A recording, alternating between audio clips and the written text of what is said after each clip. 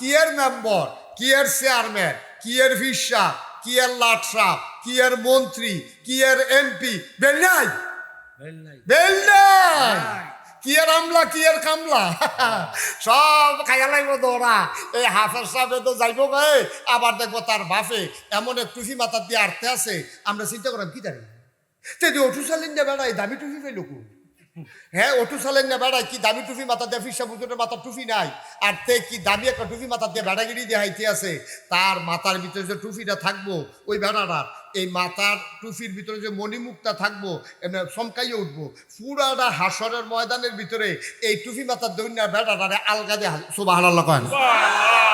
তো হলে জিগাইব আপনার কাল করার তারা যাব কেনা এই মাথাতে টুফি মাথার দিয়ে আড়ে গাড়ে গা কবে আরে ইয়ারে ইয়ার নাসরুল্লাহ রাব্বা না সুবহানাল্লাহ কয় না তো কারাব্বা কারাব্বা কারে নাসরুল্লাহ রাব্বা না কারে খালবার এই টুফি ফেসে কোতে কয় এবার আর ফুতেরে যে হাফেজ বানাইছে এর লিগা আল্লাহ খুশি হইয়া এবার আর মাথার মধ্যে টুফিটা উপহার দিছে সুবহানাল্লাহ কত না।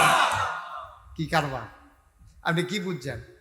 দুনিয়ার ভিতরে না আমরা সম্মান নাগেশের ভিসা বুজুর আইতাছে দেখলে রিক্সাওয়ালায় সাইড দিয়ালায় সালাম দিয়ে মানুষের খেলা করাইলায় 3 দিন দইরা দেশি মুরগা বিছাইরা না পাইয়া এখন রাজ্য 15-20 জন ফোলাফেনে বেড দিয়া মুরগারে আথান দিয়ে চটাইয়া দৌড়াইয়া টৌড়াইয়া গিয়া বেড দিয়ে ধরছে জালমাল দিয়া ফেস দিয়ে দুনিয়াতে না হুজুরের তো দাম কেয়ামতের ময়দানও এই দাম থাম থাকতো না। ও এই দাম থাকবো যদি আবার আমরা এই জায়গা থাকতাম পারি। কিন্তু নাসরুল্লাহ রাব্বার দাম এটা কোরআন নবীজি এর লিখা দিয়া লাইছে কয় তার বাহের মাথার মধ্যে একটা টুপি হইব, এতে কোনো সুবহানাল্লাহ কয় না। সুবহানাল্লাহ কি কারবার যাইতে গড়াই লাইছে, কি কারবার যাইতে গড়াই লাইছে। খবরদার রাখছেন না। আপনি তো নিয়ে আসেন আপনার ফোলারে মাইয়ারে নিয়ে আসেন ভর্তি করাইছেন কেজি স্কুলও, নিয়ে আসেন পরে হাই স্কুলও। আমি কেজি স্কুলও পড়ান না, আমার কোনো আপত্তি নাই। আপনি হাই স্কুলও পড়াইবেন তাতেও আমার আপত্তি নাই। আপনার ফলা ইঞ্জিনিয়ার হইব তাতে আমার কোনো হিংসা নাই। আপনার ফলা ডাক্তার হইব দরকার আছে, দরকার আছে। সব খালি মসজিদের ইমাম সাহেব বলে চিকিৎসা করবো কারা? বেড়াইতে খালি ডাক্তার হইলে বেডিয়েতের করে যখন বাচ্চা হইব সিজার করবো কারা? এটা বেড়াইতে করলে শর্মের কথা। সুতরাং বেডিয়েতের ভিতরেও ডাক্তার দরকার আছে। আপনার মাইয়া ডাক্তারও আমার কোনো আপত্তি নাই, আপনার ফলায় ডাক্তারও আমার কোনো আপত্তি নাই। তবে সিহন কথাটা হুন্ডারা, হ্যাঁ, ডাক্তার না বানাইলে কেয়ামতের ময়দানে আপনি জবাব দিতে হবে না। ইঞ্জিনিয়ার না বানাইলে কেয়ামতের ময়দানে আপনি জবাব দিতে হবে না।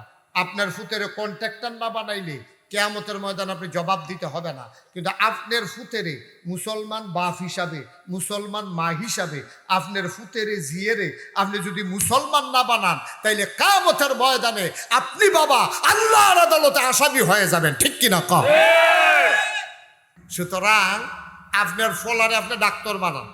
এই ছেলে, আপনার ছেলের আপনি ডাক্তার বানান, আমার কোনো আপত্তি নেই। আপনার ছেলের ইঞ্জিনিয়ার বানান, আমার কোনো আপত্তি নেই। দরকার আছে ডাক্তার ইঞ্জিনিয়ার দরকার আছে। তবে আগে মুসলমান বানাইবেন তারপরে ডাক্তার বানাইবেন। আগে মুসলমান বানাইবেন তারপরে ইঞ্জিনিয়ার বানাইবেন। আগে মুসলমান বানাইবেন তারপরে কন্ট্রাক্টর বানাইবেন। আগে মুসলমান বানাইবেন তারপরে তারে দোকানদার বানাইবেন। আগে মুসলমান বানাইবেন তারপরে তারে ফিসাব বানাইবেন। আগে মুসলমান বানাইবেন তারপরে সে মাদ্রাসার মোহতামে বইব, মসজিদের ইমাম সাহেব হইব। আগে ডাক্তার না মুসলমান? কথা কোন ভালো করে, আগে কি ডাক্তার না মুসলমান? আগে কি ইঞ্জিনিয়ার না মুসলমান? আগে কি কন্ট্রাক্টর না মুসলমান? আগে মুসলমান হইব। মুসলমান হইয়া সেইটা কলজাটার ভিতরে আল্লাহর ভয় ঢুকাইব। আহারে আহা কত কথা। আর একটু কথা শুনিয়া যাইবা, কোনো তাড়াহুড়া নাই তো আমরা ইনশাল্লাহ।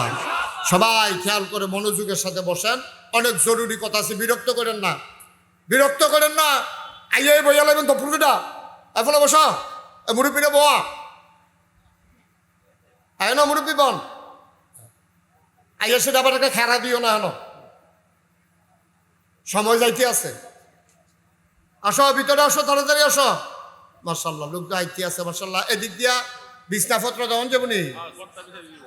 হ্যাঁ বিছাইলাম, বিছাইলাম। বিছে দিয়া কাটা কাটা দায়িত্বে আছে তারা বিছান। হ্যাঁ মাশাল্লাহ আল্লাহ, হ্যাঁ মাশাল্লাহ। আল্লাহ তুমি কবুল করো, সবাই কোনা আমিন। মাশাল্লাহ তো আসতেছে। আচ্ছা, তো আমরা যেই কথাটা আমরা লাইন মতো কথাটা আগাইলাই, তইলে আগে কি মানন না জানন? জানো। আর জানার জন্য এই মাদ্রাসার কোনো বিকল্প নাই। তো যেই কথাটা কইতাম ইসলাম, আগে কি ইঞ্জিনিয়ার না মুসলমান? আগে কি ডাক্তার না মুসলমান?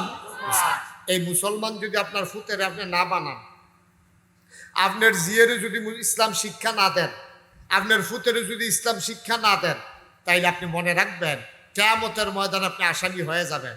ফুতেরে গড়তুল্লা দিয়া যাওয়ান আপনার দায়িত্ব না, ফুতেরে ডাক্তার বানানো আপনার দায়িত্ব না। সাবালক হওয়ার পরে তে যদি শিক্ষা গ্রহণ করিয়া যা মন্ডায় ধরে তা করুক, সাবালক হওয়া পর্যন্ত আপনার দায়িত্ব। আর সাবালক হওয়ার আগেই তাকে আপনি দ্বীনের বিধানগুলো শিখাই দেওয়া, যেমন তার উপরে নামাজ ফরজ, তার উপরে রোজা ফরজ, তে হালাল হারাম বাচ্চা চলন তার উপরে ফরজ, তে অজু কেমনে করণ লাগে শিহর, গুসল কেমনে করণ লাগে শিহর। সকলে কোনো মোহতামে মুজুর হন লাগতো না, সকলে ফিরসা বহন লাগতো না।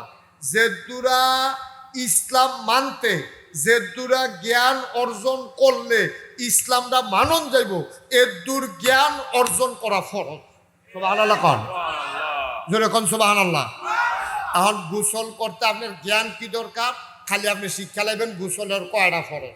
এই গোসলের কয়টা ফরজ আপনি শিখলে, আর এই জিনিসটি গোসল করতে কামও লাগলে যখন গোসল ফরজ হয়, এটি যদি আপনি ব্যবহার করতেন পারেন, আপনি একটা ফরজ কাম শিক্ষা লাইছেন। কেমনে পবিত্র হওয়া লাগে আপনি শিক্ষা লাইছেন। অজুর কয়টা ফরজ, অজু করতে গেলে এটি জানন লাগবো, না হলে আপনি অজু করতেন পারতেন না। আচ্ছা, আমরা জানেননি দেখি অজুর কয়টা ফরজ? না নুরানি মাদ্রাসার তারা কইও না, হাফিজি মাদ্রাসার তারা কইও না, মুরব্বীরা কন অজুর ফরজ কয়টা? এবারে মাথা না, এবারে লই আমি বিপদ আছি, এবারে তো মাহফিল ঘাটে কাজ করে লাইতেছে। এবারে অজুর ফরজ কয়টা আর গোসলের ফরজ কয়টা? আচ্ছা, এবার আপনার বিবেকের কাছে একটা প্রশ্ন। হ্যাঁ, মনে করেন আপনার উপরে গোসল ফরজ হয়েছে, এখন আপনি গোসল করতেন গেছেন, পুরো একটা সাবান আপনি ফেনা তুলে লাইছেন, 250 ডুব দিছেন, কিন্তু নাহের ভিতরে পানি দিছেন না, ফরজ গোসল হইবনি? কথা কন, ফরজ গোসল হইবনি? আপনি মাত্র 3টা ডুব দিছেন, সাবান লাগাইলে লাগাইছেন, না লাগাইলে নাই, কিন্তু সুন্দর কইরা 4টা ফরজ, গড়গড়ার সাথে কুলি করা, নাকের ভিতরে পানি দেওয়া, সমস্ত শরীরে অঙ্গ প্রত্যঙ্গ পৌঁছাই দেওয়া, পানি পৌঁছাই দেওয়া, এই 3টা ফরজ আপনি গোসলের আদায় করছেন। আপনি সাবান দিতেন, ফাললে পারছেন, না ফাললে নাই। আপনি যা মনে করেন শ্যাম্পু দিলে দিচ্ছেন, না দিলে নাই, ফেস ওয়াশ দিলে দিচ্ছেন, না দিলে নাই, কিন্তু আপনার ফরজ গোসল আপনার আদায় হয়ে গেছে। বলেন সুবহানাল্লাহ। তাহলে গোসলের কয় ফরজ জান না, ফরজটা আদায় কইরা ফরজ গোসল আদায় করন, এইটা জানন না, এইটাও ফরজ। এটা ফলাই শিখবো গো। আমরা এখন গভীর ষড়যন্ত্রের ভিতরে আছি। বাংলাদেশের মুসলমান সাংঘাতিক ষড়যন্ত্রের ভিতরে আছেন। সকালবেলা এই মুরব্বীরা, এই যে মামু, তারপরে আরো যারা মুরব্বীরা আছে, তারা এই গোসলের কয় ফরজ, অজুর কয় ফরজ, তারপরে আলাম তারা পর্যন্ত সুরাটা, দুরুদ শরীফটা, আত্মায়তুটা, এটি তারা শিখছে কখনো বক্তব্যের ভিত্তি। সকালবেলা মায় এই বক্তব্য ফাটাই দিত, এরপরে হুজুরে কুল্লেলিরা রোদ্রে উঠলে হুজুরে লাইন ধরাইয়া বক্তব্যের সামনে খেলা করে খেলুইয়া একটা হাত বেত লইয়া, বেত একটা হাত লইয়া জিগেতে গোসলের কয় ফরজ, তো সকলে জিগেতে 3 ফরজ, 3 সুবহানাল্লাহ কয় না। আর আমার বক্তব্য কি এখন আছে? বাংলাদেশের সকালবেলা যে বক্তব্যগুলো ছিল, এইগুলা কি এখন আছে? না, বক্তব্যের জায়গা দখল দিছে কিন্ডারগার্টেন, কেজি স্কুলগুলো। ঠিক কিনা কন? মুসলমানের ফুতায় নিয়ে আসে কেজি স্কুলে ভর্তি করাইছ, আমি তো আপত্তি নাই, কিন্তু কোন কেজি স্কুলটার ভিতরে সূরা পড়ায়? কোন কেজি স্কুলটার ভিতরে গোসলের 3 ফরজ শিখায়? কোন কেজি স্কুলটার ভিতরে আত্মায়াতু মুখস্থ করায়? কোন কেজি স্কুলটার ভিতরে দুরুদ শরীফ শিখায়? এখন আপনার ফুতের জিনিয়া কেজি স্কুলে ভর্তি করাইলে, আর আপনি যে তারে গোসলের 3 ফরজ শিখাইলেন না, অজুর 4 ফরজ শিখাইলেন না, তারপরে আত্মায়াতু শিখাইলেন না, দুরুদ শরীফ শিখাইলেন না, তে যে সহি শুদ্ধ করে কোরআন শরীফ পড়তে পারে না, তে যে 4টা সূরাও মুখস্থ পারে না, তখন নামাজ পড়বো কেমনে? তে নামাজটা কেমনে ফরজ? কি কারণে গোসল ফরজ হইতে এটাও জানে না, আর ফরজ গোসল কেমনে করণ লাগে এটাও শিখছে না। তো এই দেশটার ভিতরে আপনি মুসলমানের দিয়া দেশটা বৈরালাউন দেব, কোয়ান্টিটি বাড়বো, মুসলমানের কোয়ালিটি যদি তৈরি না হয়, এই মুসলমান দিয়া ইসলামের সুনামের চাইতে বদনাম হবে আরো বেশি। ঠিক কিনা বলেন? আমরা এখন বলি 250 কোটি মুসলমান এই পৃথিবীতে, 250 কোটি মুসলমান, 800 কোটি মানুষ, 250 কোটি মুসলমান, সংখ্যায় 250 কোটি আছে, কোয়ালিটিতে 100 কোটিও নাই। কোয়ালিটিতে জ্ঞান পরিপূর্ণ দিন মান্না মুসলমান এরকম 100 কোটি মুসলমানও পৃথিবীতে নাই। আশিক হইয়া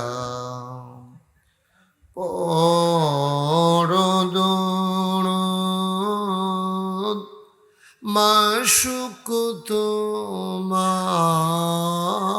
মদিনায়,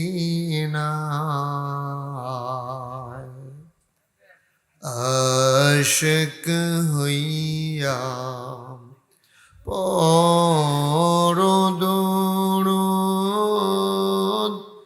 মাশুক তোমার মদিনায়, আশিক যদি হইতে পারো,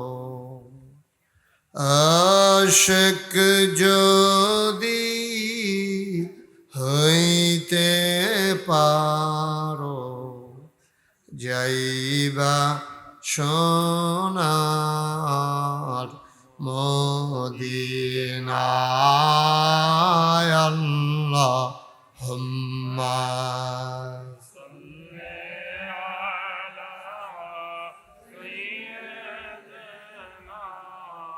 মাওলানা মুহাম্মদ ওয়া আলা আলি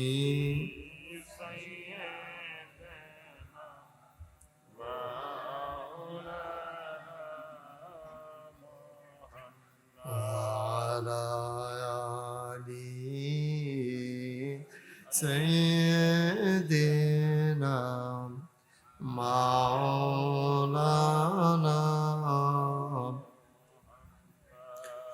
لا إله إلا الله، لا إله إلا الله، لا إله إلا الله، لا إله إلا الله، لا إله إلا الله، لا إله إلا الله، لا إله إلا الله محمد رسول الله صلى الله عليه وسلم. اللهم صل وسلم وبارك عليه. সবাই পড়ি আলহামদুলিল্লাহ। আলহামদুলিল্লাহ। আবে দাঁড়াই রয়েছেন, ভিতরে আসেন, আসেন, এই যে মুরব্বী আসেন। হ্যাঁ, আপনার কথাই কইতে আছি। হ্যাঁ, আমরা আবার চাই কার কথা কয় ভিতরে না। একজন লোক রাস্তার দাঁড়াই থেকে না, আকাশি রঙের শার্ট ভিতরাইও, তারা দুজন রাইতে কর, এই দুজনের দিকে আসো। ওমার লড়ে নাকি রেতেন ভিতরাইও। একজন লোক রাস্তার দাঁড়াই থাকার দরকার কি? ভিতরাইয়া খান আসলে তো মাশাআল্লাহ লোক হয়, চেয়ারম্যান সব করে লোক হয় না, এবার আইয়ে মুখ লাগাই দিছে লোক হয়ে জিগিতেছে না। আসেন ভিতরে আসেন সব, এই তো মাশাআল্লাহ অনেক লোক, আসেন সব ভিতরে ঢুকেন। হ্যাঁ ইনশাআল্লাহ। হ্যাঁ তোমরা আসো, এই গঞ্জি আসো, সব ভিতরে আসো। সবাই পড়েন আলহামদুলিল্লাহ। আলহামদুলিল্লাহ। সবাই পড়ছেন? মোবাইল পকেটে নেন, ইউটিউবে হাজার হাজার ওয়াজ আছে, এটা হয় না, কিছু হয় না, এটা চাইছি। এটা রাখেন, ভিতরে রাখেন, আমার দিকে খেয়াল করেন, আমার দিকে চান, এটা বাদ দেন। পড়েন আলহামদুলিল্লাহ। আলহামদুলিল্লাহ। জুড়ে পড়েন আলহামদুলিল্লাহ। আল্লাহ তাবারক ওয়া তাআলার দরবারে আমরা লাখ কোটি শুকরিয়া জ্ঞাপন করছি যিনি আমাদেরকে ঐতিহ্যধন্য ব্রাহ্মণবাড়িয়া জেলাধীন নবীনগর উপজেলাধীন রসুল্লাবাদ ইউনিয়নের আওতাভুক্ত কালঘরা দারুস সুন্নাহ ইসলামিয়া হাফিজিয়া মাদ্রাসা ও যুব সমাজের উদ্যোগে 10ম বার্ষিক ইসলামী মহাসম্মেলন উপলক্ষে আজকের এই আয়োজনের সম্মানিত সভাপতি হাজী মোহাম্মদ আলী আসগর সাহেব, আজকে প্রধান বক্তা হিসেবে উপস্থিত হওয়ার কথা ছিল আল্লামা মুফতি মনিরুজ্জামান দামাত বারাকাতুহুমুল আলিয়া। ওনার মাদ্রাসায় জরুরি কাজ থাকার কারণে উনি আসতে পারেন নাই। আজকে আমরা পূর্বে কথা বলেছেন, আমার হৃদয়ের কাছের মানুষ, অভিন্ন হৃদয়াংশ, মঞ্চে ময়দানে যার সাথে কথা হয় অবিরত, নবীনগর মাটি ও মানুষের সাথে যার সম্পর্ক, মৌলানা মুফতি বেলায়েত উল্লাহ সাহেব।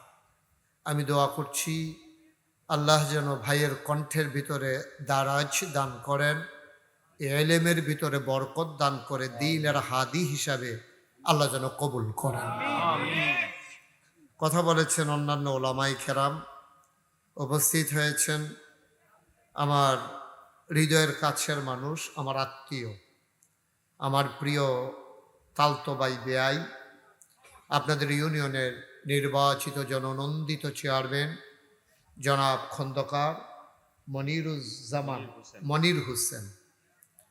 উপস্থিত হয়েছেন আরেক দিনী ভাই, যিনি নবীনগর উপজেলা থেকে উপজেলা পরিষদ চেয়ারম্যান পদে প্রতিদ্বন্দ্বিতা করতে চান, জনাব মোহাম্মদ হাবিবুর রহমান হাবিব, কালগড়ারই কৃতি সন্তান। উপস্থিত আছেন এই মাদ্রাসার মুহতামিম থেকে শুরু করে অন্যান্য ওলামায়ে কেরাম, পরিচালনা পর্ষদের সম্মানিত সদস্যবৃন্দ, অন্যান্য মসজিদের ইমাম সাহেবান, ওলামায়ে কেরাম, মুরব্বিয়ানে আযম, কলিজার টুকরা যুবকেরা, পর্দার আড়ালের মা ও বোনেরা, সবার প্রতি আমার আবারও আন্তরিক সশ্রদ্ধ সালাম। আসসালামু আলাইকুম ওয়া রাহমাতুল্লাহি ওয়া বারাকাতুহু। ওয়ালাইকুম আসসালাম ওয়া রাহমাতুল্লাহি ওয়া বারাকাতুহু। আমি রসুল্লাবাদ ইউনিয়নে অনেক এসেছি, কিন্তু এই কালঘরায় আমি আর কখনো আসিনি। এটাই আমার জীবনে প্রথম। যদিও সিজনটা মাহফিলের জন্য একটু গড় সিজন হয়ে গেছে, ব্যস্ততার কারণে চেষ্টা করি প্রতিদিনই, একদিনও ঘরে চুপ করে বসে থাকি না। চেষ্টা করি প্রতিদিন কোনো না কোনো প্রোগ্রামে দিনের পথে ব্যয় করার জন্যে। শীতকালে না পেয়ে এই গরমের দিনে আপনাদেরকে কষ্ট দেওয়া লাগছে, কিন্তু আল্লাহ তাবারক ওয়া তাআলা আমাদের জন্য আজকে মনোরম পরিবেশ, অনুকূল আবহাওয়া আল্লাহ আমাদেরকে দান করেছেন। বলেন আলহামদুলিল্লাহ। আলহামদুলিল্লাহ। গতকালকেও মোটামুটি ঠান্ডা ছিল, এর আগের দিনও কিছু ঠান্ডা ছিল, কিন্তু এর আগে রাতের বেলা যেভাবে গরম পড়ছিল, এই গরম থাকলে কিন্তু আমরা বসতে পারতাম না। তো মাহফিলের জায়গাটাও বালু মাটি হওয়ার কারণে পানিটা চুষে ফেলছে। মোটামুটি আমরা সুন্দরভাবে বসতে পারছি, দুই দিক দিয়েই খোলামেলা আছে, আরাম করে আমরা কথা শুনবো ইনশাআল্লাহ। বলেন আমিন। আমিন। মন থেকে একটা কথা শোনা আর আপনারা গ্রাম ও মাহফিল আমি না আইলে কিরকম দেখা যায়, এইটার তেমন দুইটার মধ্যে পার্থক্য আছে নাকি নাই? আচ্ছা। আপনি একেবারে আন্তরিকতার সাথে খরগোশের মতো কান খাড়া করে মাছের মতো নিষ্পলক নয়নে আপনি কথা শুনবেন ইনশাআল্লাহ। এদিক সেদিক আমরা কেউ তাকাবো না, সবাই খেয়াল করে মনোযোগের সাথে আমরা কথা শুনবো। আল্লাহ যেন কবুল করে, সবাই কোন আমিন। আমিন। আমরা যেটাই শুনবো মন থেকে গ্রহণ করে নেব ইনশাআল্লাহ, যদি এটা কোরআন এবং হাদিসের আলোকে হয়। বন্ধুগণ, এই মাহফিলটা হচ্ছে একটা মাদ্রাসার মাহফিল, আর মাদ্রাসাটা হচ্ছে নুরানি এবং হিফজখানা। আর আপনারা দেখলেন আপনাদের কষ্টের দেওয়া পয়সা তারা কিভাবে কাজে লাগিয়েছেন। একেবারে 2 বছরের ব্যবধানে একটা ছেলেকে হাফেজে কোরআন বানিয়ে তার হাতে, তার মাথায় বেলায়েত ভাই সহ আমরা মাথায় পাগড়ি পরিয়ে দিলাম।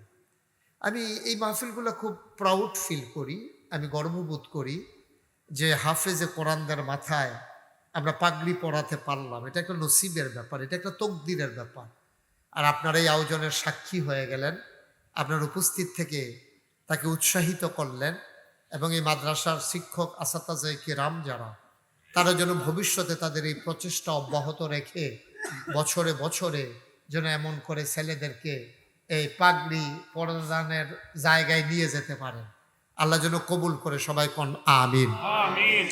আমি কিন্তু বারবার বলবো না, জোরে কন, সবাই কন, এটা বারবার বলার দরকার নাই। এটা আমি খালি কন জোরে কন, অথবা কন যে সুবহানাল্লাহ কন, লইয়া পড়বেন সুবহানাল্লাহ কইয়া। এবারের মতো দুম ধরে থাকতে পারে, তুমি দুম ধরে রয়েছে করতে হ্যাঁ না সাইয়া রয়েছে ওয়াজ হ্যাঁ না সাইয়া রয়েছে হ্যাঁ সুবহানাল্লাহ কন। সুবহানাল্লাহ। অন্যদিকে তাকাবেন না, শুধু আমার দিকে তাকাই থাকবেন। এখন খুব মনোযোগের সাথে কথা যে হেন, এদিকে তাকাই থাকলে মনোযোগটা আরো তীব্র হয়। আপনি যদি ট্রাকের দিকে চাইয়া থাকেন, আপনি কোনো রিক্সা লইয়া চিন্তা করতেন না, আপনি ট্রাক লইয়া চিন্তা করবেন। আর যখন রিক্সার দিকে চাইয়া থাকবেন, আপনি রিক্সা লইয়া চিন্তা করবেন। এটা হলো দুনিয়ার নিয়ম। তো আমরা সবাই মিলে ইনশাল্লাহ আন্তরিকতার সাথে, যেহেতু আইয়েই পড়ছি, একটু খুব মনোযোগের সাথে শুনবো ইনশাল্লাহ। আমিন কন। আমিন। জুড়ে আমিন। আরো জুড়ে আমিন। আপনারা ইচ্ছা করলে 1 ঘন্টার মাহফিলরে 3 ঘন্টা নিতেন পারবেন, আবার 3 ঘন্টার মাহফিলরে ইচ্ছা করলে 1 ঘন্টায় শেষ করাইতেন পারবেন। কেমনে? আমি যে বললাম আমিন কন, ফইলার বারে যদি সকলে জোরে কই আলাইতেন, তো আমি আর কইলাম নইলে আবার কন, পরের বার কইলাম নইলে জোরে কন, তো 1 আমিনে তো 3 মিনিট লাগাই নিছে। তো 1 মিনিটের জায়গা 3 মিনিট, 1 ঘন্টার জায়গা কয় ঘন্টা? 3 ঘন্টা। আর আমরা যদি ফইলার বার কই আলম 3 ঘন্টার জায়গাতে 1 ঘন্টার ভিতরে দেখবেন ইনশাল্লাহ একেবারে নিচ্ছা ফিচ্ছা শেষ কইরা। আর ঠান্ডাটা যেহেতু ভালো পড়ছে, ঘুমটাও তো ভালো হইব কেন, এটা আমরা ইনশাল্লাহ মিল করে ইনশাল্লাহ সুবহানাল্লাহ কর। সুবহানাল্লাহ। আবার একবারে জোরে কই আলাইছেন, এটা ভালো হইছে। আপনি দাঁড়াই রইছেন ফিরতে, আমরা নিজেও কইতে পারতো না কে রে দাঁড়াই রইস, তুমি দাঁড়াই রইছো ফিরতে। তো মাইক মানে হলে কি করি, তখন লাগবো নাকি? বুঝলাম, মাইক ঠিক করো, কুয়া টুয়া যেন না দেয়, যেমনি আছে এমনি ভালো আছে। তা আলহামদুলিল্লাহ কর। এই মাহফিলটা হলো একটা মাদ্রাসার মাহফিল। আল্লাহ তাবারক ওয়া তাআলা কোরআনুল কারীমে সুন্দর একটা কথা কইছে। আল্লাহ তাবারক ওয়া তাআলা এই যে হাফেজ পোলারা আর আমরা, এটার ভিতরে পার্থক্যটা কিটা? এটা ১৫০০ বছর আগে কোরআন শরীফও কইছে। কয় হাজার বছর আগে? ১৫০০ বছর আগে। আল্লাহ বলছেন কৌল, হে রাসূল আপনি বলুন, হাল ইয়াস্তাবিল্লাযীনা ইয়ালামুনা ওয়াল্লাযীনা লা ইয়ালামুন, যারা জানে যারা জানে না, 2 দল কি সমান? আপনারা বলেন সমান? 2 দল সমান না। একবেলা রাস্তা চিনে, আরেক বেড়ায় চিনে না, 2 দল কোনো সমান না। এবারায় জানে যে যেই রাস্তাটা নবীনগরতে রাধিকা গেছে, এটা কোনো শব্দ রাস্তার কাম শেষ হইছে না। এখন আমি যদি এই রাস্তা দিয়ে প্রাইভেট কার লইয়া বার হই, তো হইলে আমি গিয়া ফুসতে পারতাম না, গেলেও ভাঙ্গা চূড়ায় সাংঘাতিক কষ্ট পাওয়ান লাগবো। কিন্তু আমি যদি মনে করি রাধিকা দিয়ে দেখে আইসি যে রাস্তা হয়ে গেছে গা, আর এগুলো দিয়া যে ভিতরে দিয়া বাড়ি ঘরের লেগে কিছু কিছু জায়গার যে হইছে না, এটা তো মনে করেন আমি জানি না। তাহলে আমি না জানার কারণে এই রাস্তায় গাড়ি লইয়া গেলে আরাম না বেহারা? এবারে যে কথা কনা, আরাম না বেহারা? সুবিধা না অসুবিধা? অসুবিধা। শান্তি না কষ্ট? কষ্ট। কিন্তু আমি যদি জানি না লাই, তাইলে সুবিধা। এই জন্য রাস্তায় হাঁটার আগে রাস্তা সম্পর্কে ধারণা নেওয়া জরুরি। ঠিক। ঠিক কিনা কন?